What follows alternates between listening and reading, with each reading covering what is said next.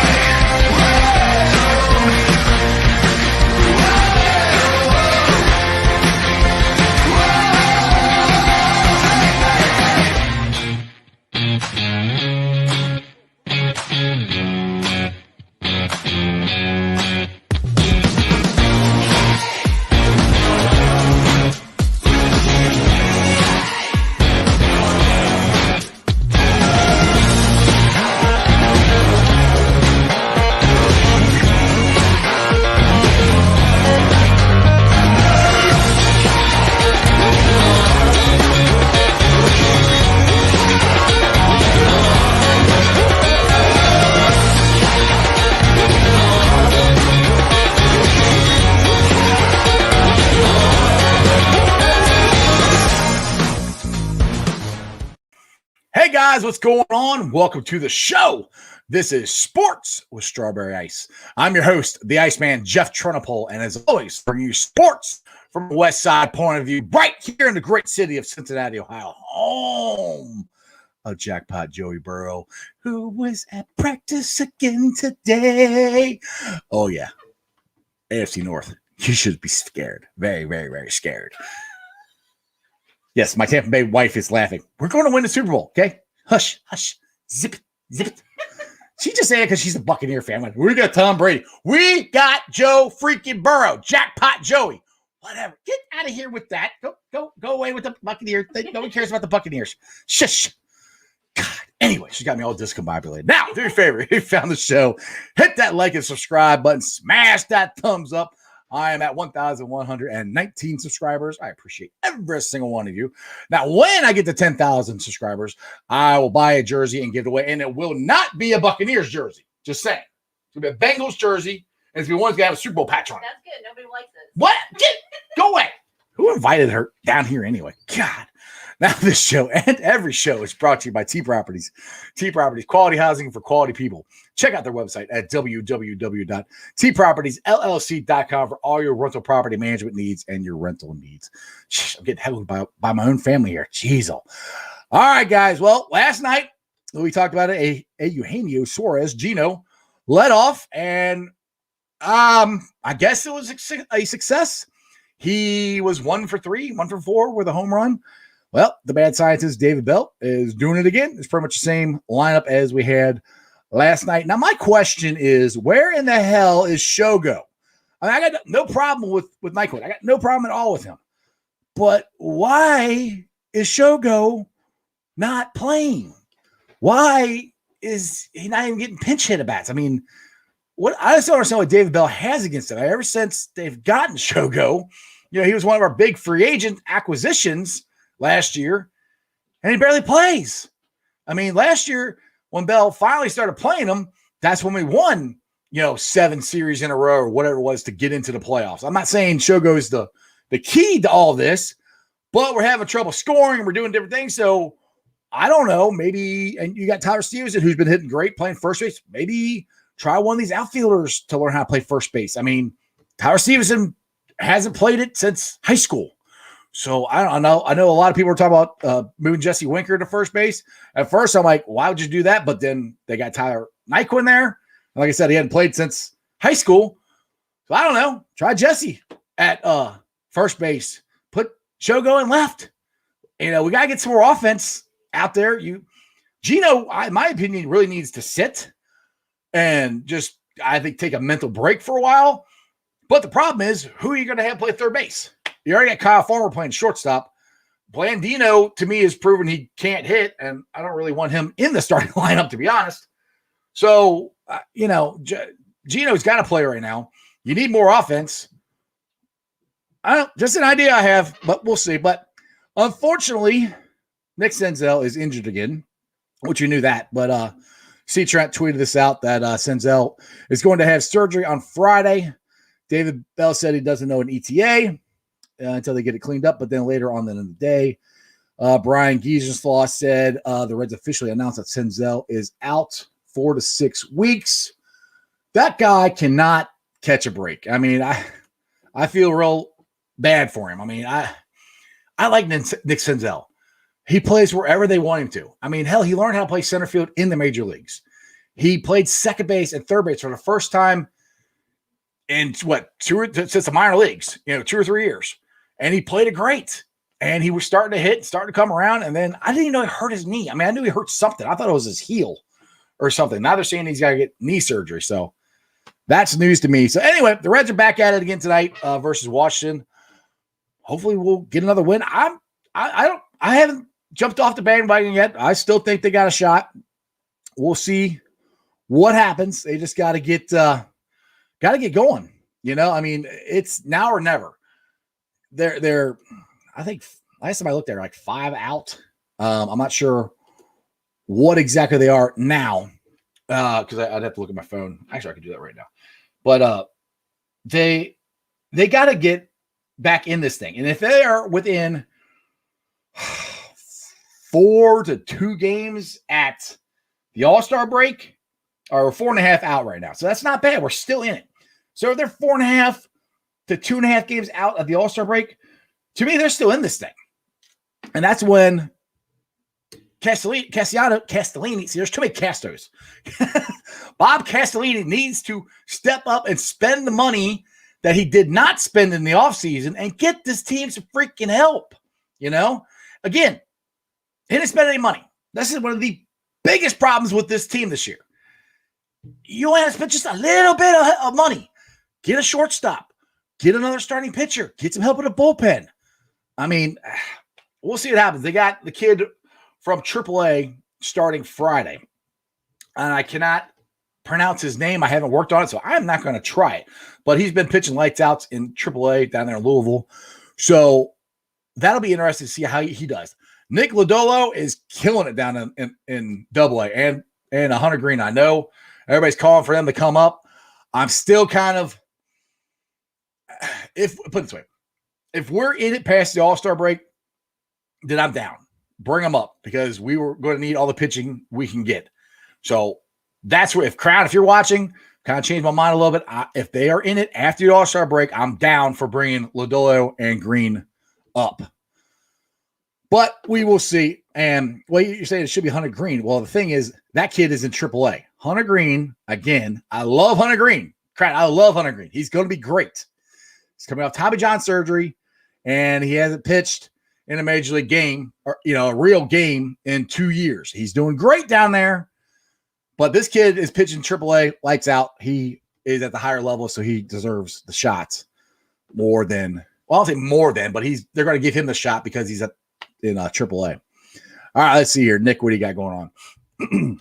He said 7 days ago, David Bell said he thought David Bell would be, I think he meant Senzel, will be back in the lineup a few days later. What changed? Yeah, you meant Senzel. Yeah, I don't know. That's where I'm at. I'm like, I didn't even know I didn't know he hurt his knee that bad. Like I said, I thought it was his heel. I wasn't sure what it was.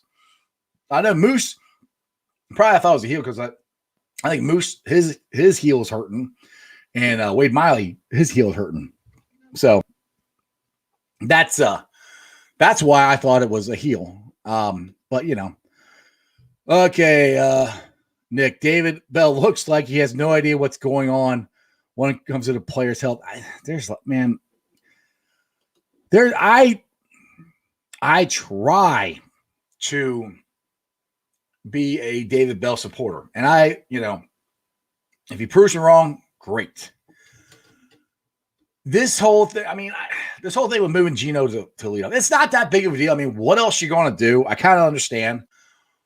But he just throws stuff up against the wall and see if it works. And sometimes it works. and sometimes it doesn't, and sometimes he looks like he has no clue what's going on. And I've said this before, when the way he gives interviews and stuff, he just, he's so monotone. And I hope he doesn't talk to his players like that. I mean, I did really like that him and Gino discussed it, and Suarez was excited about going to lead off and trying that. We'll see. Hopefully it works out. But today, let's get to our special guest, and he is none other than the superfan, my neighbor, for season tickets. We're going to be right across from each other, so we're going to be cheering our lungs out for our Bengals. He's none other than Arrow. What's going on, brother? What is going on, man? Not much, I'm just man. heading to work, brother. What's up with you? I'm just sitting there rapping about the Reds, and now Nick Senzel is out for 3 to 4 weeks. He's getting I know. It's 4 to 6 weeks, right? Yeah. I didn't even know he was even injured. It just happened to come across my I got the Reds feed, and I saw it on there, and I'm like, good Lord, that guy, he can't stay healthy for nothing.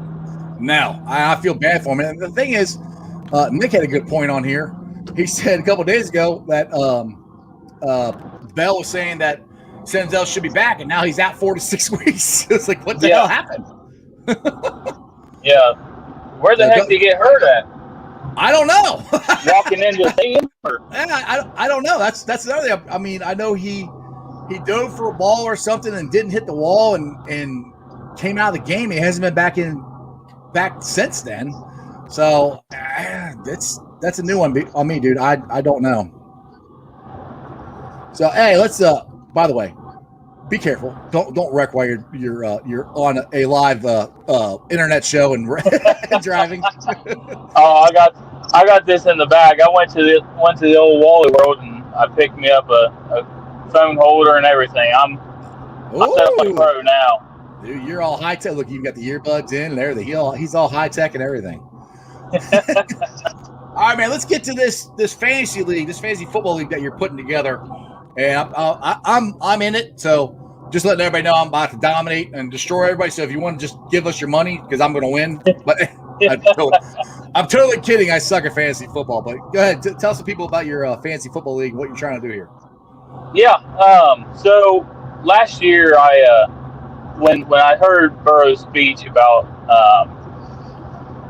everything that everybody deals with over in Athens County, and him starting his Hunger Relief Foundation, I wanted to do something to kind of help out in whatever way I possibly could.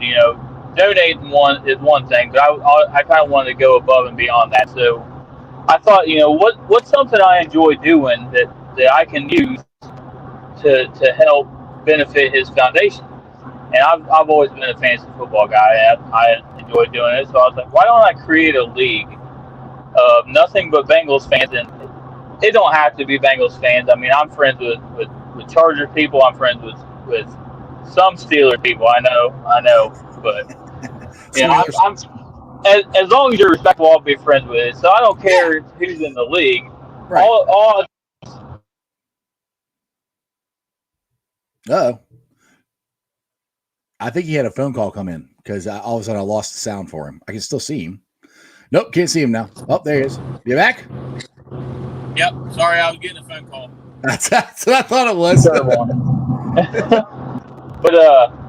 But yeah, so I started this thing up, and it was a $25 donation.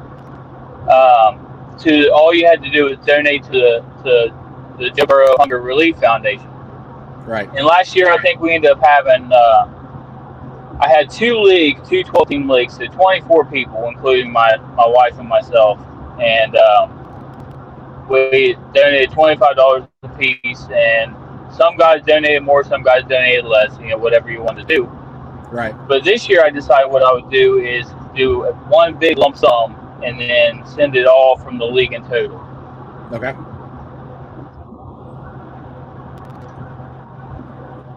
You still there? Can you hear me? Yeah. Sorry, I was. Okay.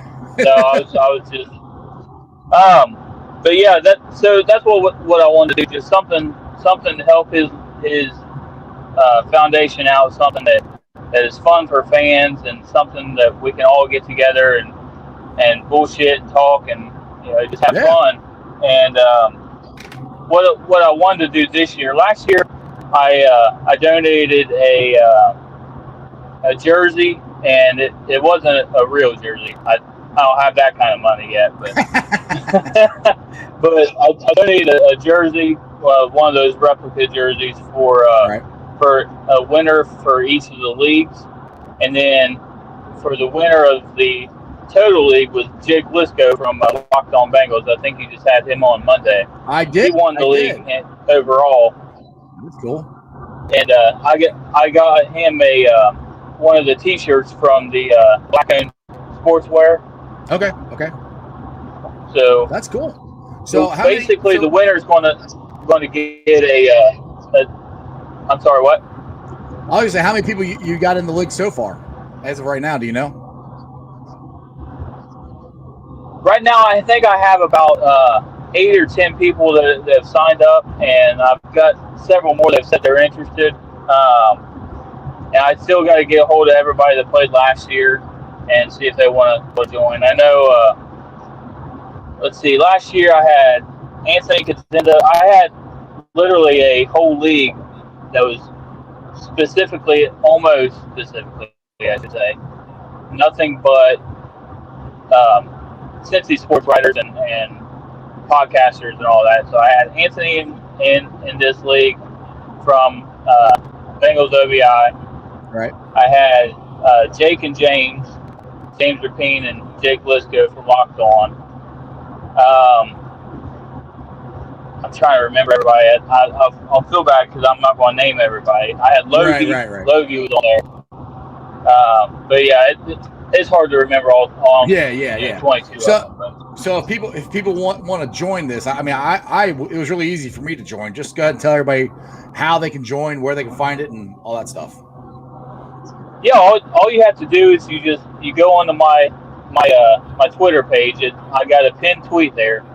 It's at the Bengal Fort, and you just click on that, and I gotta have a GoFundMe set up. So you just donate, and then you can either shoot me a message, a private message, or send me a tweet saying with a copy saying that you donated, and that's how you get in the league. I haven't set anything up yet. I still have to decide what app I'm going to use. Last year we used Sleeper. Right. Some guys liked it, some guys didn't. So I haven't. I think I'll do a Twitter poll here in the next couple months and let everybody decide what app they like best. Have you thought about having a big draft party somewhere since COVID restrictions are a lot less than they were last year? Have one big draft party somewhere to kick this thing off, or what?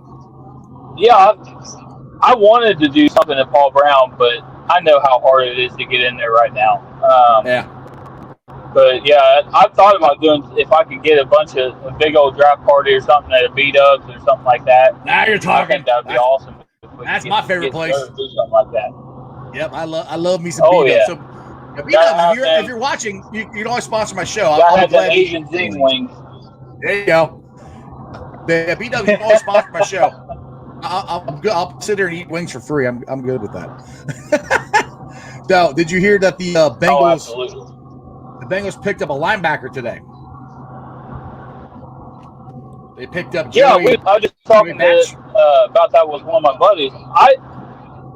I didn't know anything about him, and then when I looked him up, I saw where the only highlights I had was from Michigan State, and I was like, is this guy any good? And then I guess he was saying that he has a lot of power and a lot of those traits that the Bengals value. I think they said he was a team captain, and so I'm interested to see what. I mean, nothing will hurt that linebacker ring. So. No, they need to get some more depth. Now this Jake Lisco tweeted this out. I think this is Goodberry's list of where he punched in Joe at for compared to the Bengals that are on the roster. So he's 6 foot, 230 130 pounds. His arms are 31 inches. He ran a 4.67 40. So that's pretty in line. He sounds kind of like a tweener, like ADG, right? Yeah, that's what he sounds like. So, I mean, it's at this point, it's not bad. I want the Bengals to try to do this, hopefully here more often going into the season, to try to get more depth, because we need more depth, I think, in the linebacking core. Not starters. We just need depth. And then same thing with the offensive line. I know I would like to get Morgan Moses, but I know that's not going to happen. But I still like to get some more depth in these positions, just because of what's happened the last couple of years. Injuries are going to happen, and just the more quality players you have behind, the better.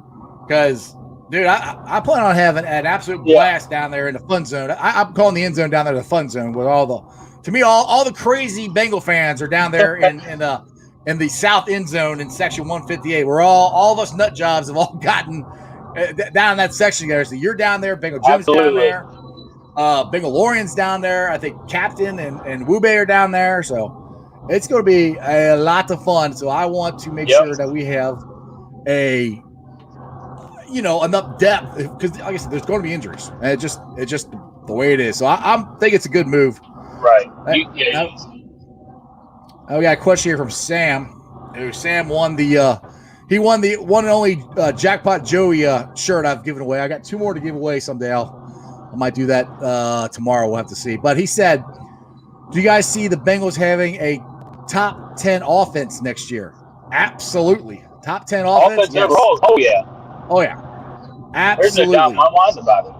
No, I think we can score 25 to 30 points a game. To be honest, I'm not even trying. That's not even me with my orange sunglasses on. I think that's very doable. It's a proven fact. I mean, you look at last year when Joe really started to get the hang of things, and when the Bengals went on that tear.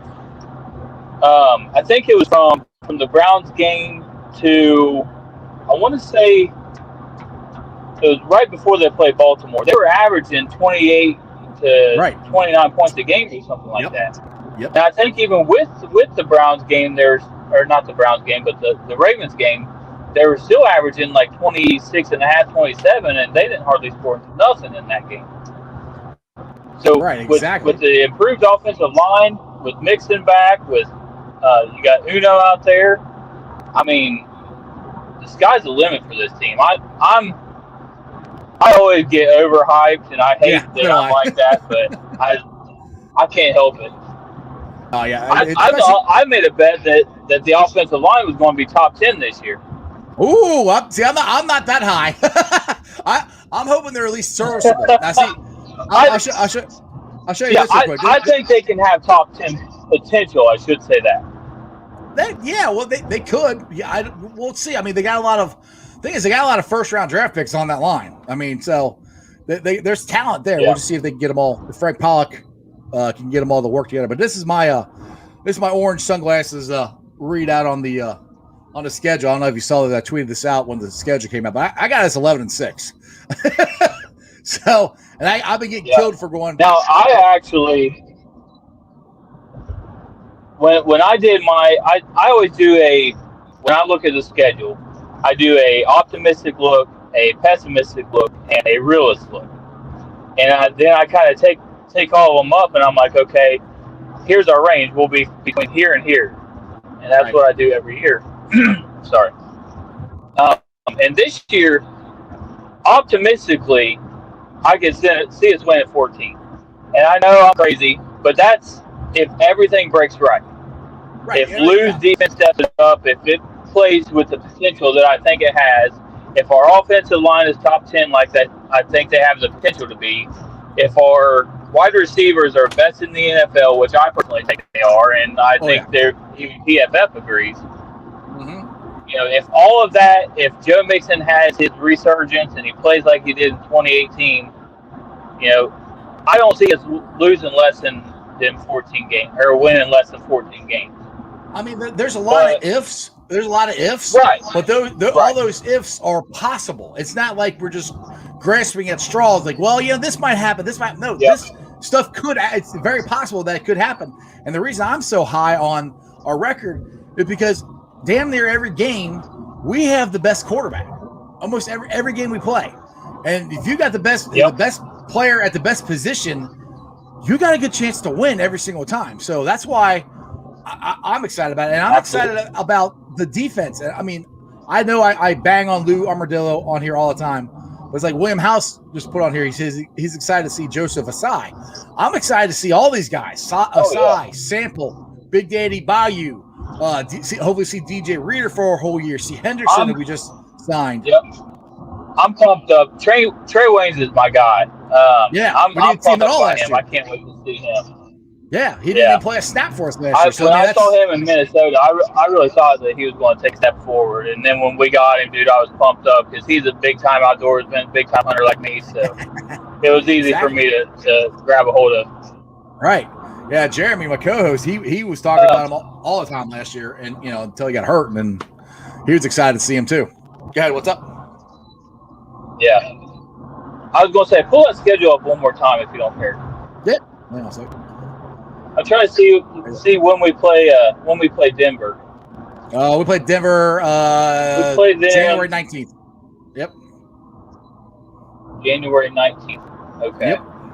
See, that's what I was going to say. There's one issue about playing Denver that I worry about, and I don't think it'll happen halfway through the year. But I kept thinking, now what if we play Green Bay and play Aaron Rodgers, and then all of a sudden, right before the trade deadline, he gets traded to Denver? Could you imagine if we had to play Aaron Rodgers twice? That would suck. But I mean, to be honest, I don't know why in the hell Aaron Rodgers would want to go to Denver. He's got a better shot to win a Super Bowl in Green Bay than he does Denver. So I don't even know, other than unless being the host of Jeopardy is that important to him, and it would be closer to California, which, I mean, if that's the case, then he's not really all in on football anyway. So I don't know. We'll see. If that's the case, he needs to just go somewhere like San Fran and be done with it. Right. Yeah, exactly. Well, get back to the schedule here. The thing, I think it's very doable. I got us losing to the Squealers. I got us splitting with the Squealers and the Clowns, and I got us losing both times to the Ravens. But I really do think there's a very, very good possibility that the Bengals could be 4-0 going into that Green Bay game. I mean, you got Minnesota. That's a winnable game. That's at home. They get the Bears. So the Bears, you're either going to have Andy Dalton as your quarterback, or you're going to have the rookie Justin Fields there. The Squealers, I don't think they're going to be very good at all this year. You got Jacksonville with the rookie quarterback and all their new stuff. So being 4-0 is very, very feasible, I think. And that's I don't think I'm looking through my orange sunglasses too much there to get to that. And then once you get past, if you say you lose to Green Bay, then you got Detroit. I mean, hell, you could be 5-1, going into the first game against the Ravens. So I mean, the beginning of the schedule, the way they scheduled it, stacks up really well for the Bengals, because the end of it, that's where the gauntlet is. You got the Chargers, Sucky Niners, Denver, Ravens, Chiefs, and then the Clowns. So for the Bengals to have a chance at making the playoffs and having a winning record, they got to get off to a good start this year. That has to happen.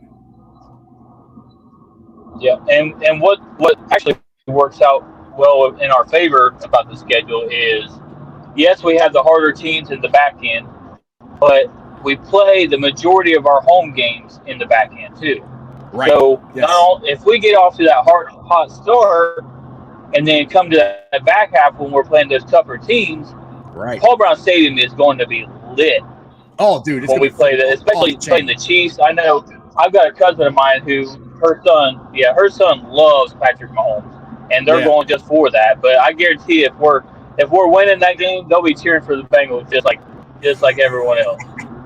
Exactly. Now, Paul here, in which he's right on this, he said the Bengals are 2-1 against Rodgers, so it's not like we haven't beat them. So, it's to me. Look, like I said, I look at everything through orange sunglasses. I think all the games are winnable. I mean, I'll take Bengal Jim's prediction. He predicted 17-0. I'm like, that works for me. Any given Sunday. Exactly. And then Paul says, I think we could be 6-0 going to the first game against the Ratbirds. I think so too. I think there's a very good possibility of that. And I mean, and the best part. Possible. Well, especially if Rodgers ain't playing for Green Bay. I mean, Right. Well, it gets And you even more hope. They said that Jordan Love. They said he got a lot of work to do too. So right. Well, it gives you even more hope about that happening because this guy is actually on the field practicing already.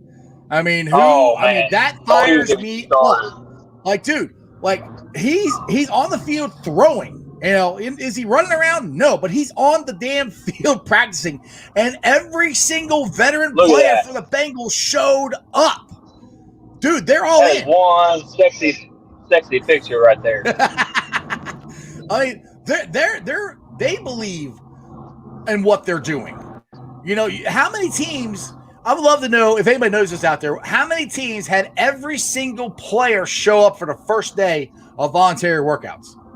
I bet you. I bet you the Bengals were probably the only ones. I was listening to Locked On NFL with James Rapine does that as well, and he was on there with Tony Wiggins from Locked On Jaguars, and they said they had, I think, 92% showed up to OTAs. So, I mean, I never saw anywhere where anyone other than the Bengals had 100% attendance. Right. So, I mean, that's to me that gets me even more fired up because these guys are in it as much as us fans are. Which they should be in it more than we are because they're the players, obviously. But it just goes to show you that they think there's something going on here. They think they have something, and they know that they got to put the work in. It ain't just going to happen. They got to work for it. And if every player's in it, then that's great. And I hope. Like I said, my biggest concern, it's not the offense. My concern is, it's not even the offensive line. My biggest concern is the defense.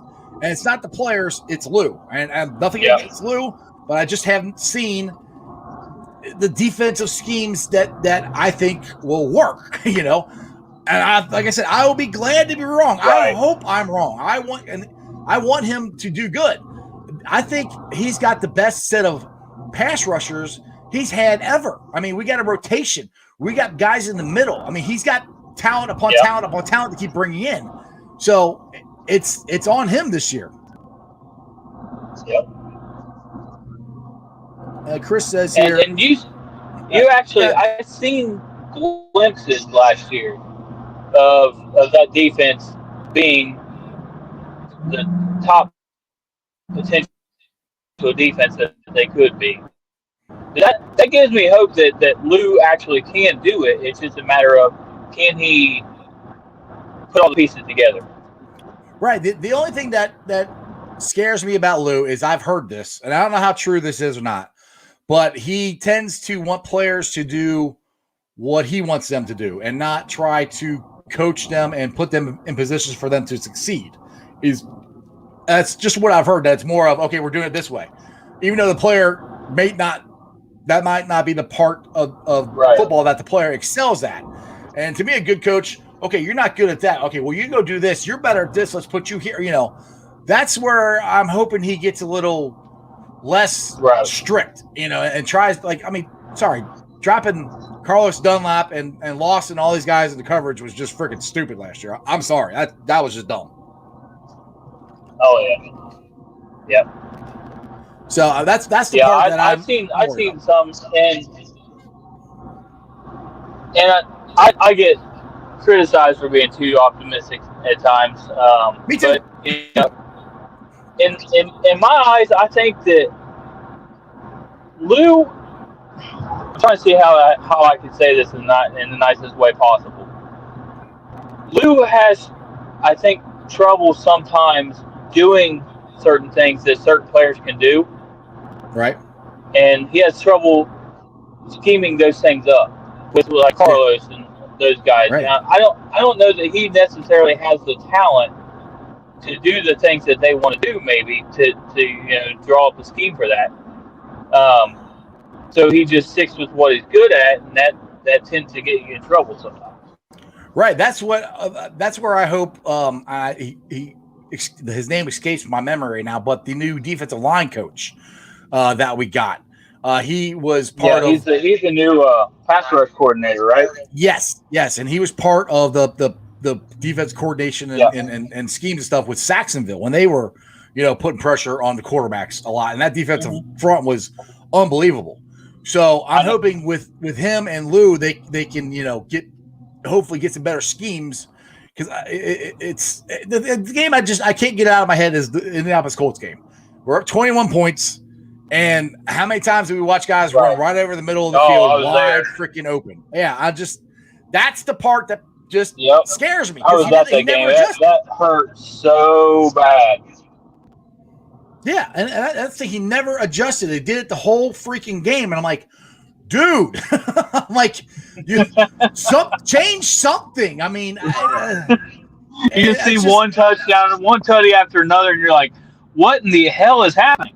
Right. I'm yelling at the TV like, they're going to throw it over the middle. I can tell you that from here. And the guy's going to be wide open. Yeah. So that's the part that I'm like, in that game, you're making me cry. I'm laughing so much.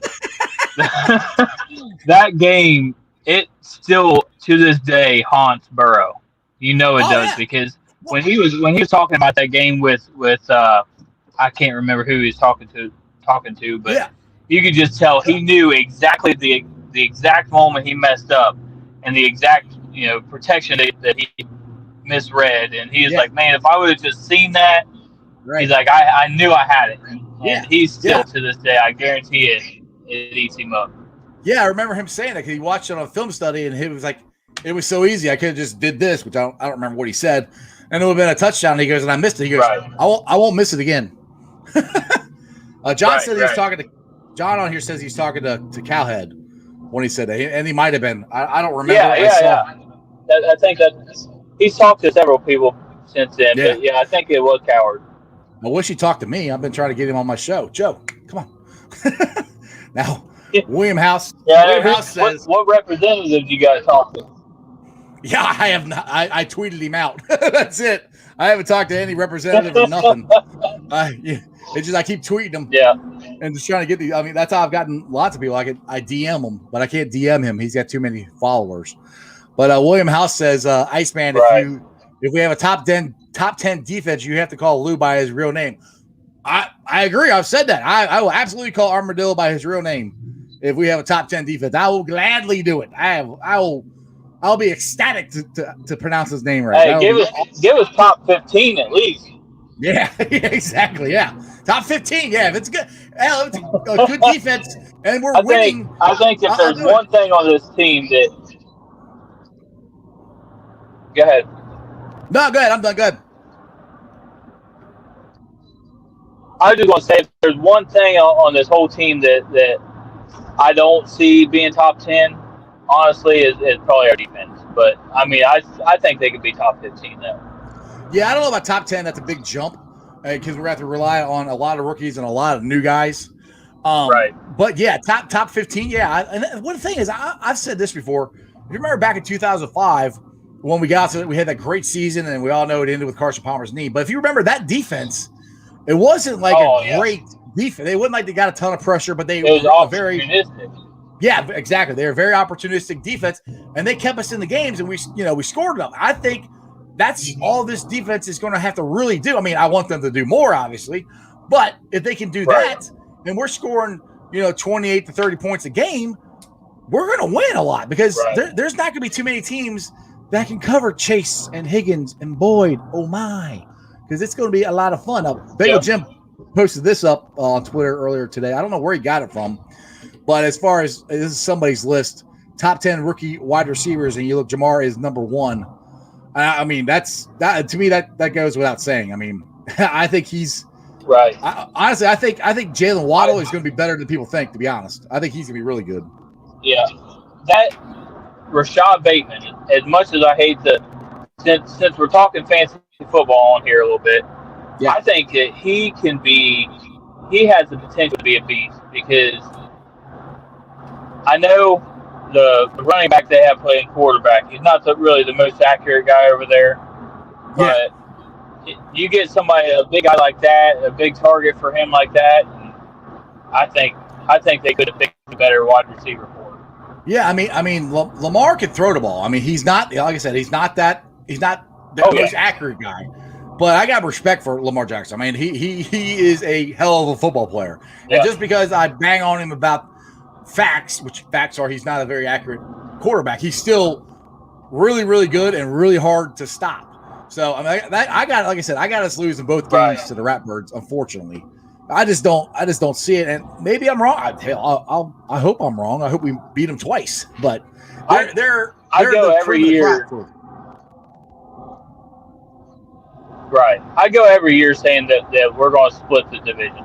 That's normally where I base. We get 3 wins automatically, and then I start factoring in everything else. But yeah, until we beat the Ravens, I think I agree with you. It'll be we hard got to count that up.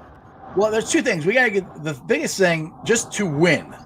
Last 2 years for Zach Taylor, how many games have we been that close to winning? Right. And we couldn't make a defense stop, or we couldn't make a one extra touchdown, or just couldn't make the right play at the right time. That's the first step they got to get over to win. They got to learn how to win. They got to learn how to make the winning plays. That once they get over that, then let's go beat the Ratbirds. Let's go beat the Browns. Rob has got a good comment on here, and I thought this was awesome to hear. Have you guys heard about Joe coming in with more muscle in his upper body?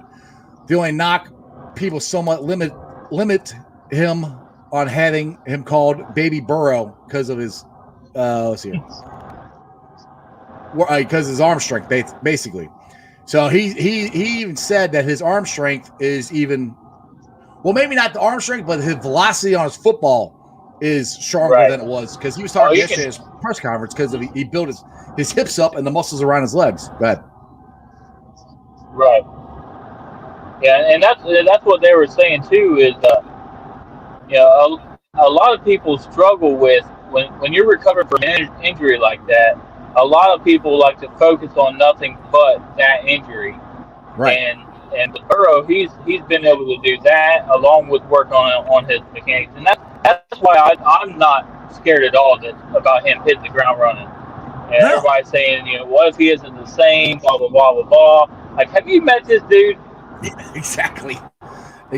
He's a cut above. I mean, he has no problem with working hard. I mean, like he said in his press conference too, he said, it's just another setback or another challenge that I've had in my career.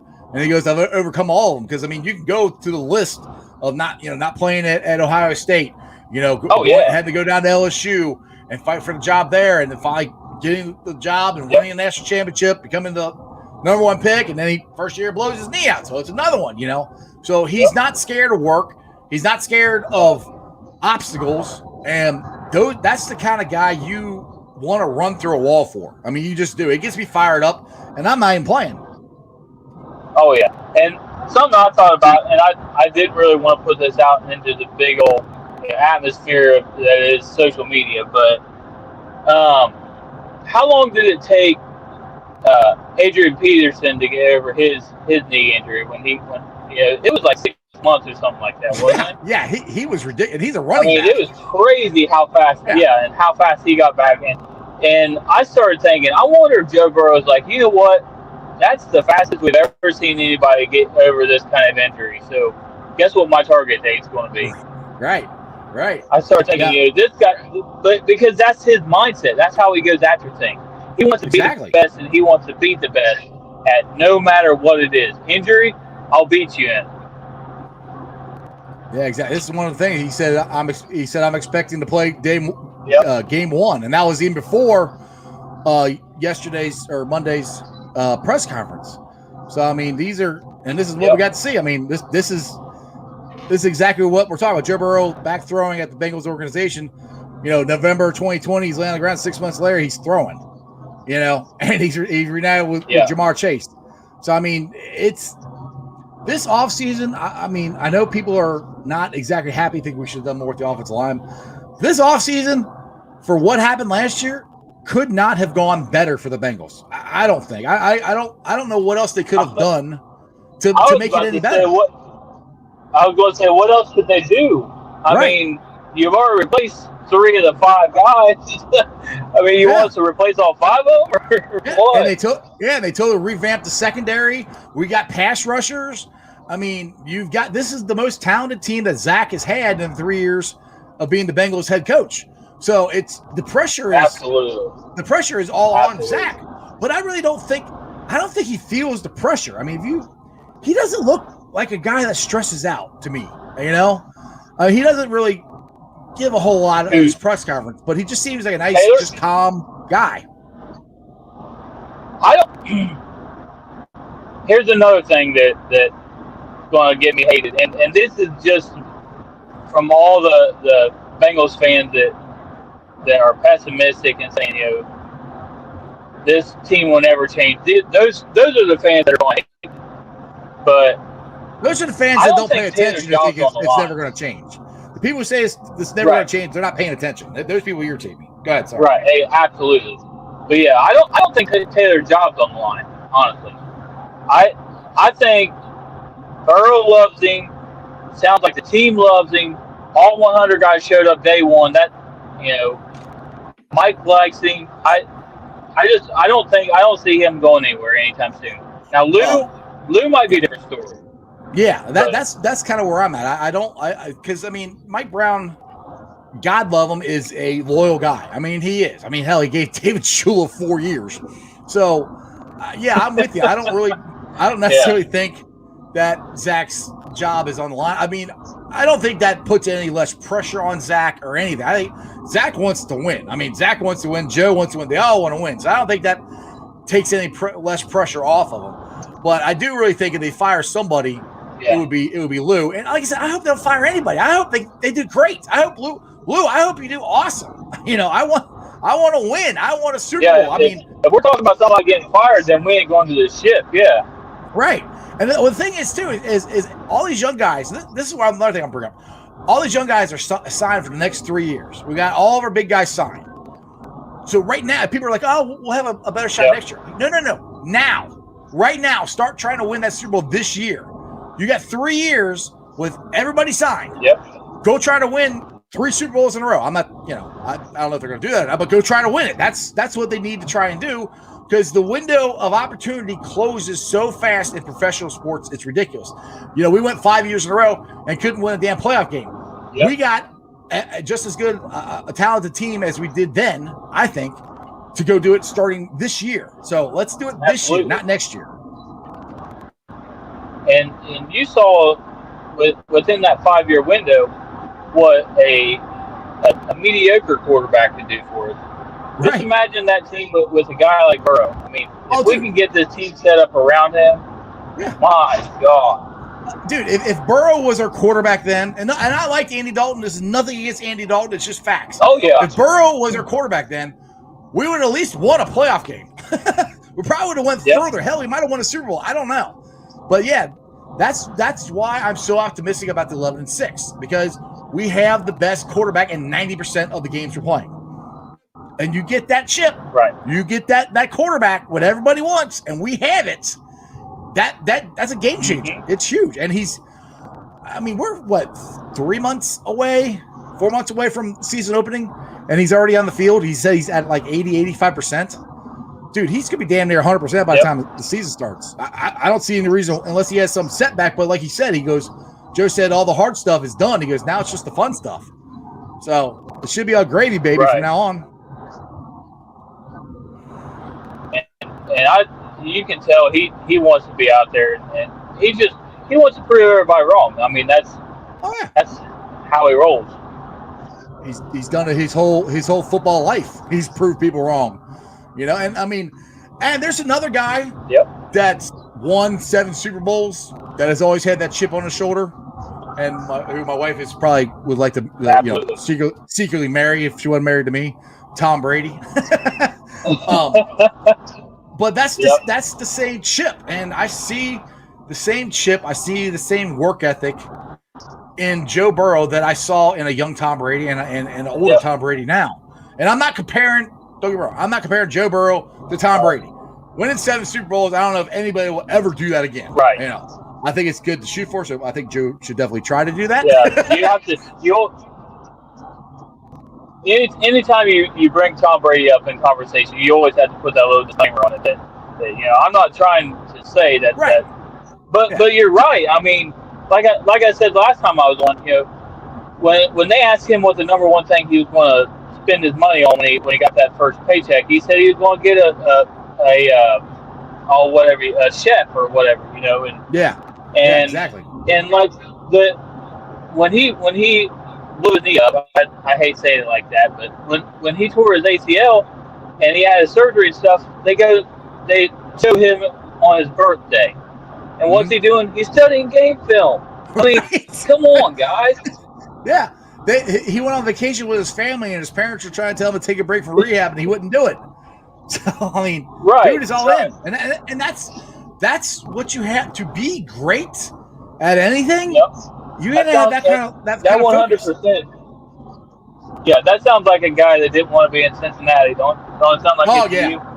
I don't know if he's gonna go to Cincinnati or not. Like, whatever. Give me a break. All right, got a question here.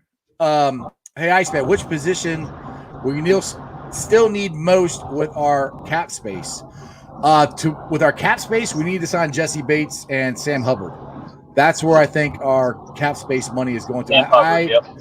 I don't think they're going to sign anybody big. It's going to be kind of like the guy they signed today, Joe Bacci. I think that's how you say his name.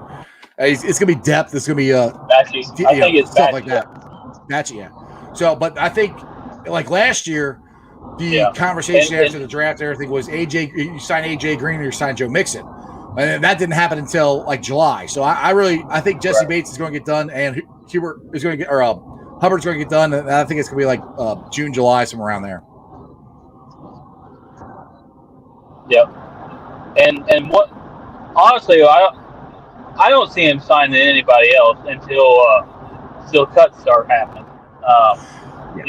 Once you start bring your players down, you can start cutting guys and trimming the fat, so to speak. So once you start doing that, and you start building up a little more, and they always want to leave a little money allocated for injuries and stuff like that. You can't spend all your money. You got to have extra money in case somebody gets hurt and you can go get somebody. You don't have right. It. I know we have like 22 million left. I think is where we're at.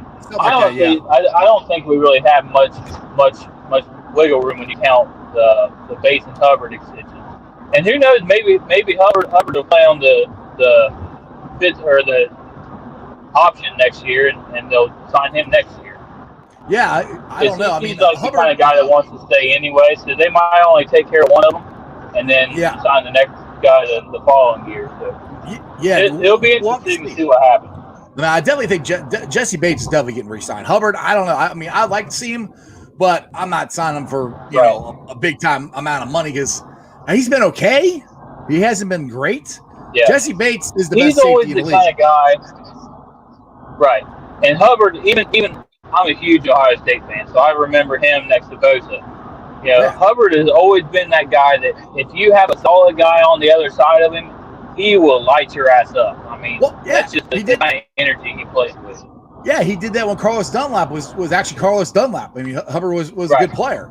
So hopefully with Hendrickson, hopefully that'll help. And the thing is, Hubbard can also play inside too. So that might be something. They put him on the inside and Osai on the outside. I mean, who knows? That's the other cool thing I like about the players that we have. We can move them around because Sample he can also play inside too. Yep. And Sam says here, do you guys think we should sign any more O-line for depth?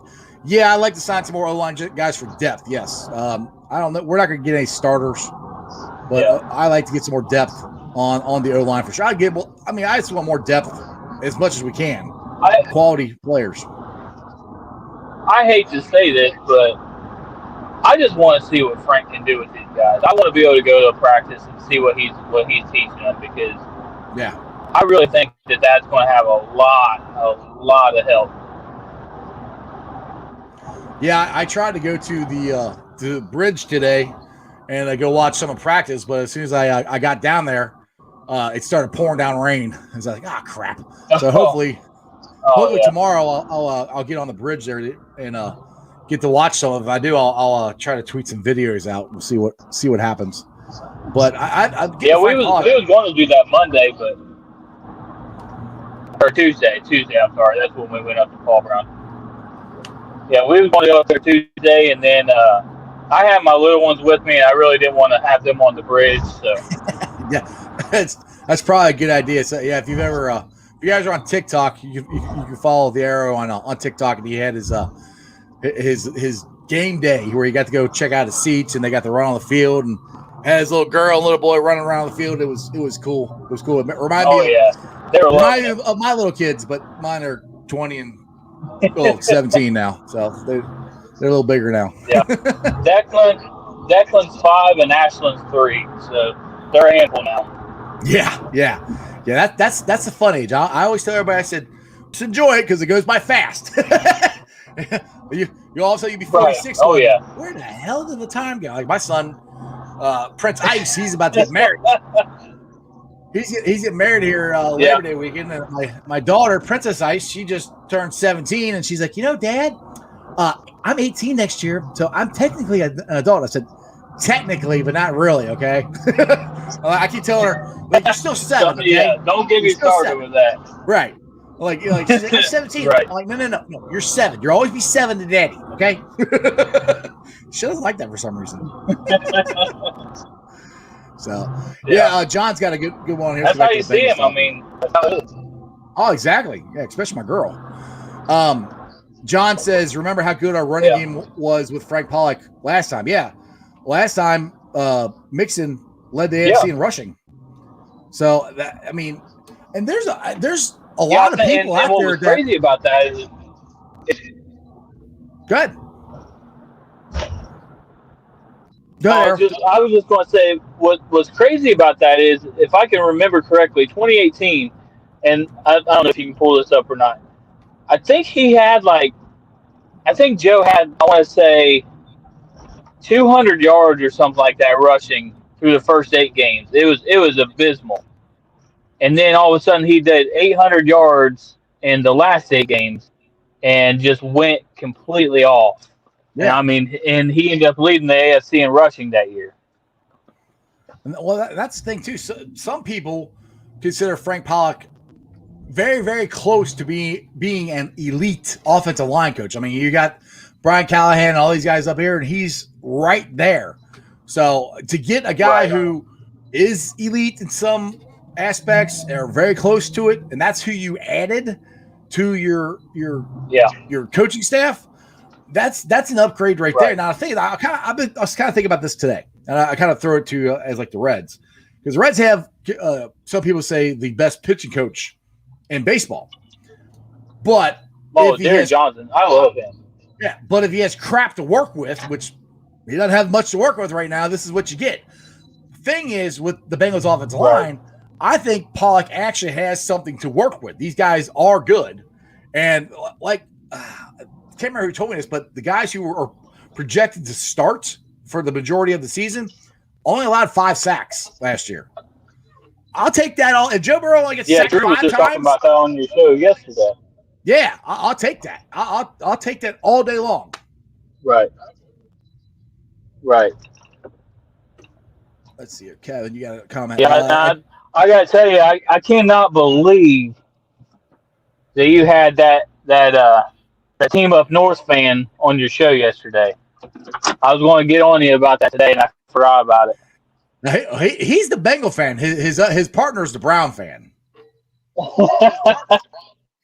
No, the city up north, the Michigan guy. Oh, that guy, yeah. I think he's a Brown fan. Yeah, he's a Michigan fan. Yeah, no, that's what I wish Jeremy was on the show. I would have been so much fun because he's a huge Ohio State fan. I mean, I root for Ohio State. I don't root against him. I'm a Bearcat fan. But yeah, I was like, dang it, I wish Jeremy's on here. That would have been fun. Watch them two go at it. But yeah, let's see here. I wanted to.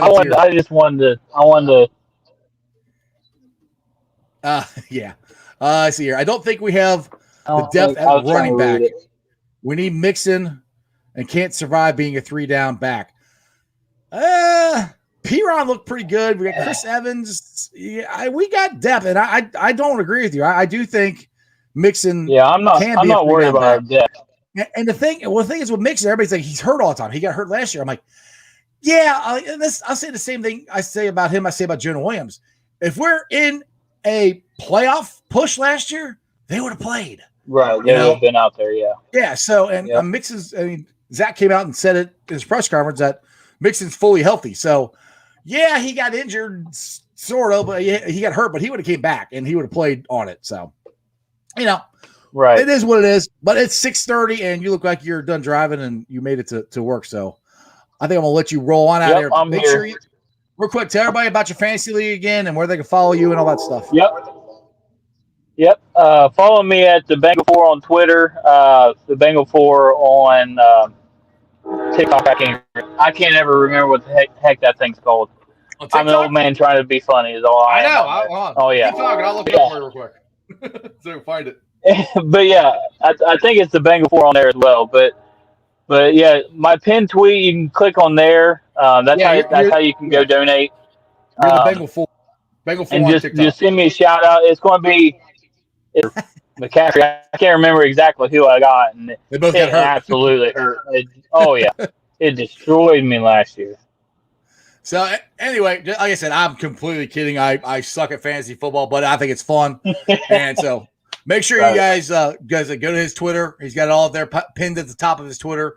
All the proceeds go to the Joe Burrow Foundation. What is the? I keep saying Joe Burrow Foundation. What is the actual name of his? Yeah, it's the Joe Burrow Hunger Relief Fund. What it's there for is it's there to help Athens County and the underprivileged kids get food and stuff down there. Exactly, and that's the same thing. These Jackpot Joey shirts are going to go to, and I think Matthew is going to be having a Facebook launch hopefully next week. So and I'll have him on when it happens. I'll have him on the show. So he's got hats and shirts and all that stuff, and all of that. Awesome. Hey, tell him. Go ahead.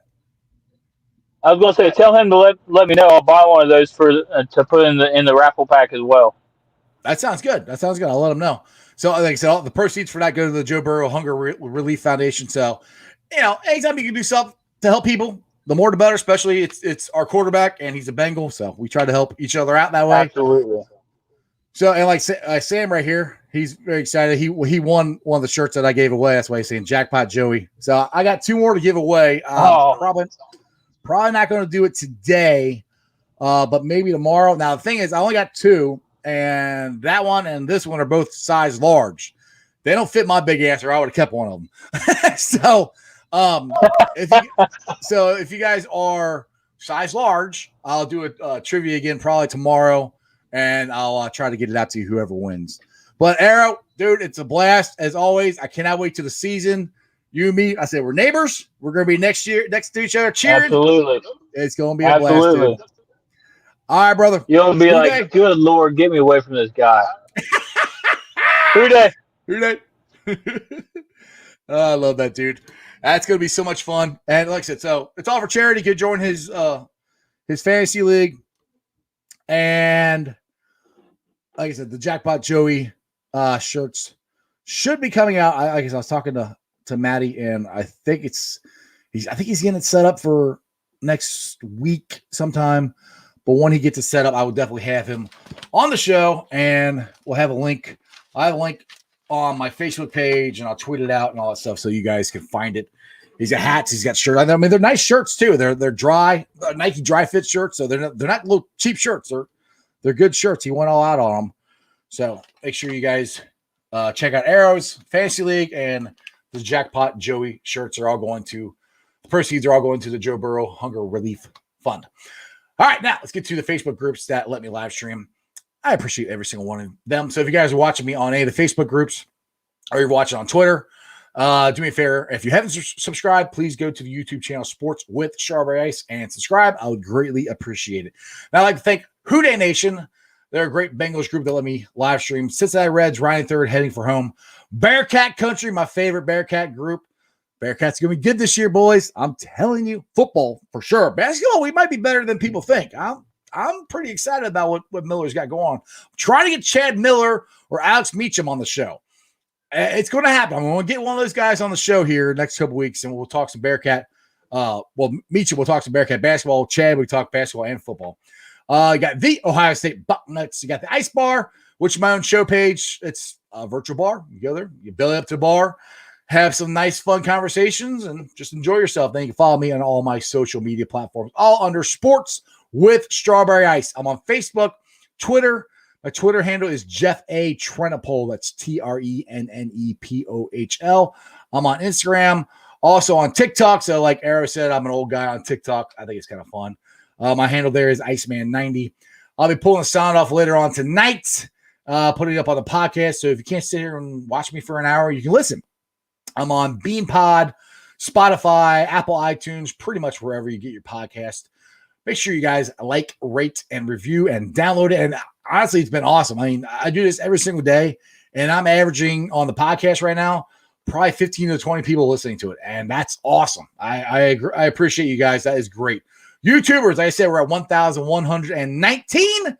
That's awesome. Let's keep it rolling. Like I said, when I get to 10,000, like I said, I'll give away a jersey or something really cool. But we got a ways to go. Let's get to 5,000, then 10,000, then 100,000. Let's just keep it rolling. So tell your friends, tell your neighbors about sports with Strawberry Ice. And as some of you may or may not know, Jeremy D usually is my co-host. He's been really, really busy. And he always ends the show. So this is how he ends it. You guys ready? All together. Remember one thing and one thing only.